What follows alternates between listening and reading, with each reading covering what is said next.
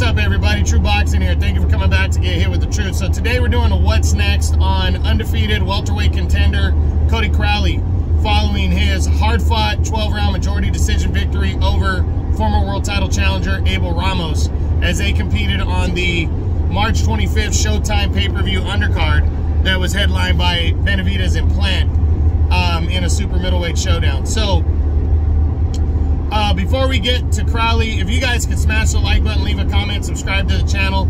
I really do appreciate any support, guys. If you guys don't like what I'm doing, a thumbs down, leave me a comment, let me know what's going on. Full transparency. Anyways, back to Crowley. So Crowley entered this fight with Ramos, very emotional. His father took his life 9 months ago, committed suicide, and Crowley, tough,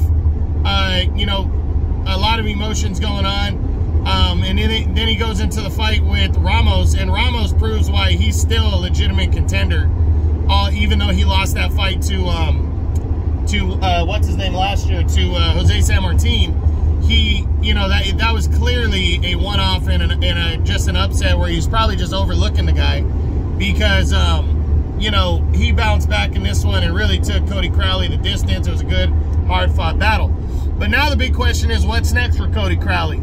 And, the hot rumor at the beginning is that he could possibly be fighting the winner of Yordenis Ugas and Mario Barrios for, in a WBC eliminator, or quite possibly for the vacant WBC title at some point.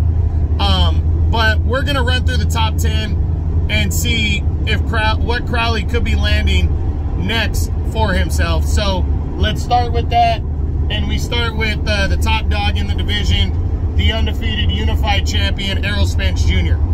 I don't see this one happening next. I think Crowley's a good opponent, and he's with the PBC, so it's an easily made fight, but I think Spence is not looking at Crowley as a guy that deserves him right now for the 3 belts, and he would be right. Spence is looking for bigger names, and I don't think he's going to entertain the idea of Cody Crowley. So I'm going to lean towards the no on this one, even though it is possible that it could happen, just because Crowley is a PBC guy, and they might just want to feed Spence somebody to keep him busy. Which I hate to say that over a top 10 welterweight like Crowley, but that shows you how big and how good Spence has been. Next is undefeated WBO champion Terrence Bud Crawford. Now, this one is not completely out of the realm of possibility, and the reason why is Crawford is trying to land that fight with what's his name, as we know, with Spence.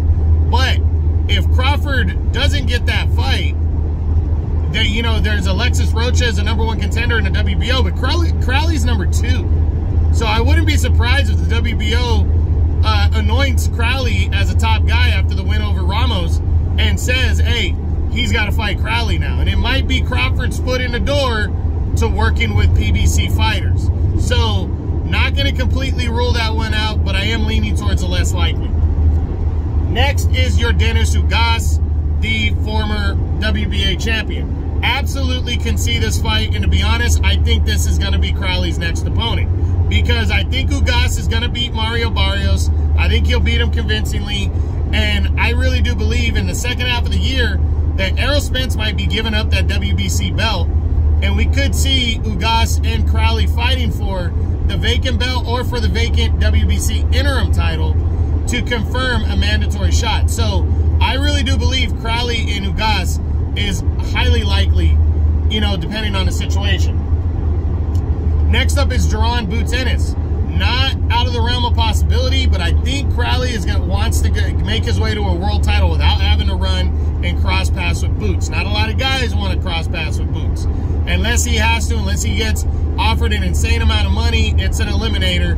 I don't see it right now, but I wouldn't rule it out, because Boots is the interim champion, and Crowley, if he's ranked in the IBF, which I think he is, Boots might be able to defend that title. They might upgrade him to full champ at some point, and Crowley could be an option. Again, I'm leaning towards the no, but I definitely think it could happen. Keith One-Time Thurman. Another one I wouldn't completely rule out. We know Thurman wants a big fight next. He wants to fight somebody legit. And Crowley is legit. He's a top 10 guy. Now, does Thurman want to take on a guy like Crowley?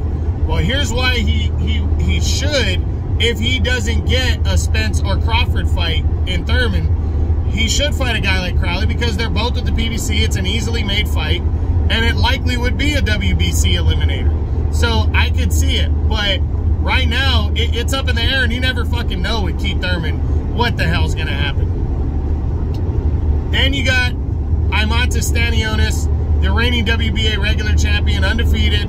Not seeing it. Stanionis is going to fight Virgil Ortiz Jr. next. I personally think Virgil Ortiz beats Stanionis, but if Stanionis beats Virgil Ortiz Jr., I could see Stanionis being next up for Errol Spence, because Spence will look at him as a legitimate guy and a threat, and he'd be a mandatory anyway. So I'm not seeing Crowley and Stanionis going at it. Next after that is former WBA regular champ Radzab Butayev. I can see this fight. Both work with the PBC. Butayev coming off the loss. Crowley wants to make a name for himself. I definitely think this is an option right here. Next up, Virgil Ortiz Jr., the undefeated contender. He's actually supposed to fight Imantas Stanionis for the WBA regular belt next. I personally think he's going to beat him, and then that'll put him in line for Errol Spence. So I don't see a fight with Crowley being likely or possible. And then rounding out the top 10 for me is guys like Jamal James. It's probably Jamal James.